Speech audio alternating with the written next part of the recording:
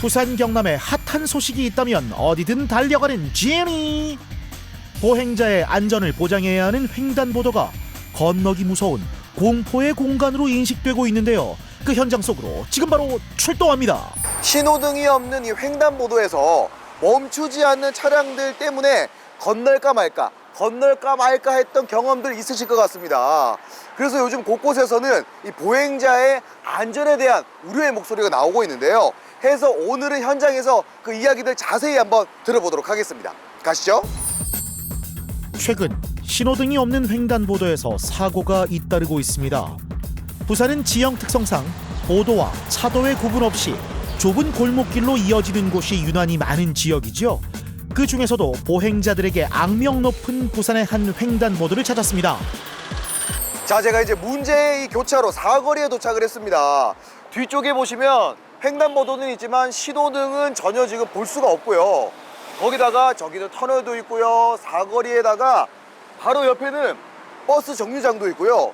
유동인구가 굉장히 많은 곳입니다. 그런데 차가 보시다시피 너무 많다 보니까 건너기를 희망하는 분들이 계시지만 눈치를 보면서 갈까 말까 이런 망설임들이 눈에 자꾸 보이는 것 같습니다.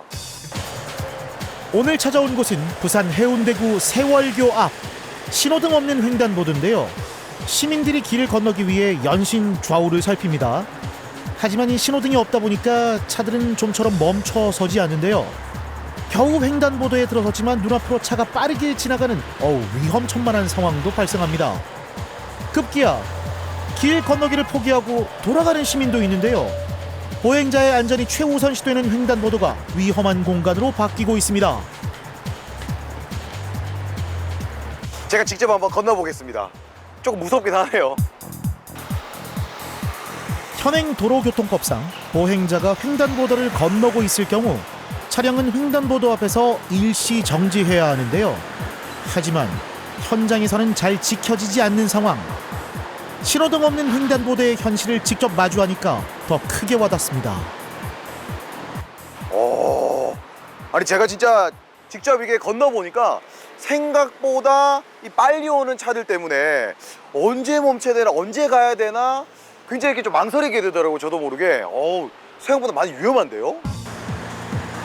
부산의 횡단보도 가운데 신호등이 설치되지 않은 곳은 무려 7,200여 곳으로 전체 절반 이상을 차지합니다.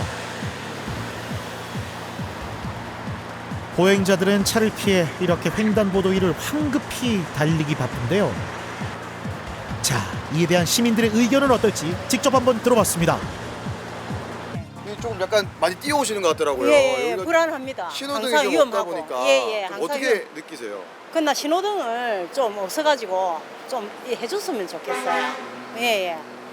위험해 보이던데요. 제가 예, 위험합니다. 차가 오면은 막 뛰어야 되고 양보 안 해주는 차들이 좀 있고 막 이때 손도 들어야 되고 그리고 양보 안 해주는 차들이 좀 가끔 있어요. 그냥 일단 사람이 우선인데 차들이 먼저 자기들이 막 가고 이러니까. 그렇죠, 사람이 우선이죠. 하지만 운전자들의 생각은 다릅니다.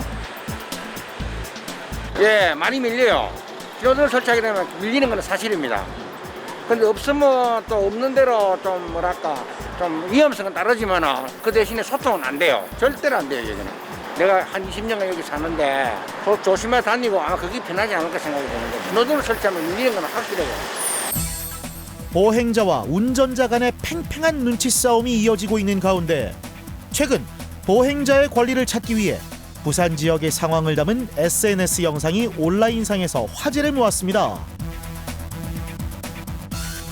처음 이곳에서 영상을 기획하고 제작한 크리에이터를 직접 만났습니다. 횡단보도에서 죽고 싶지 않아 라는 채널을 운영 중이신 분을 좀 모셔보겠습니다. 안녕하십니까? 네, 반갑습니다. 이게 좀 처음에 어떠한 마음가짐으로 기획을 하게 되셨는지 참 궁금해요. 뒤에 보이는 이 횡단보도를 건너려고 하는데 도저히 건널 수가 없는 거예요. 그것 때문에 이제 뭐 다양한 노력들을 하다가 이 문제를 콘텐츠로 한번 만들어가지고 세상에 알려서 해소를 좀 해봐야겠다, 그런 생각을 가지고 기획하게 됐습니다. 위험한 지역을 촬영하시거나 직접 목격을 한 부분도 있으실 것 같거든요. 네, 제가 제 본 콘텐츠에서 한번 다룬 적이 있는데요. 이곳 횡단보도를 지나던 행인이 이제 신호기 없는 교차로다 보니까 그냥 바로 좌회전하던 차량과 이렇게 접촉사고가 나서 쓰러져 있는 모습을 목격한 적이 있습니다. 자, 그럼 이곳 이외에도 다른 곳도 위험한 것이 또 있을 것 같아요. 학교 바로 뒤쪽에 있는 그런 신호기 없는 교차로들이 있습니다. 뭐 예를 들어 동래구의 동래중학교 후문 쪽에 있는 신호기 없는 교차로, 금정구 부곡동의 공수물공원 앞 신호기 없는 교차로도 그렇게 위험한데요. 이런 지역들은 보통 학교가 하나가 있는 게 아니라 뭐 서너 개의 학교가 몰려 있다 보니까 특별히 위험하다고 생각합니다. 아니 근데 이런 영상들이 조회수가 많이 나오면 경각심을 좀 가지면서 개선을 해야 되겠다라고 네네. 좀 의지를 갖는 분들이 많이 계실 것 같은데 네네. 어떻게 특별히 좀 개선된 부분이 좀 있나요?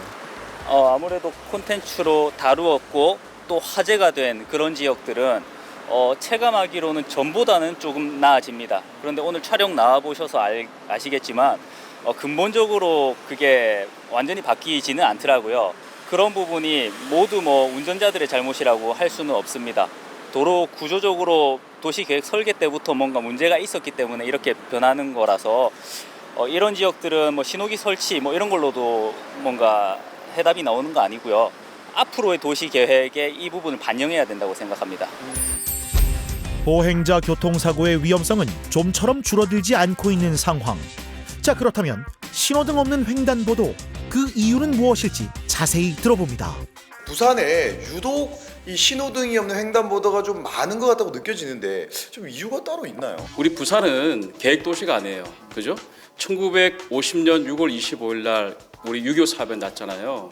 그때 이제 한참 피난민에 의해서 갑자기 팽창한 도시예요. 우리 부자가 가마솥 부자잖아요. 오르막길 많다는 말은 반대말로 내리막길도 많은 거예요. 횡단보도를 다 어떻게 신호를 줘버리면 이게 어떻게 되겠어요?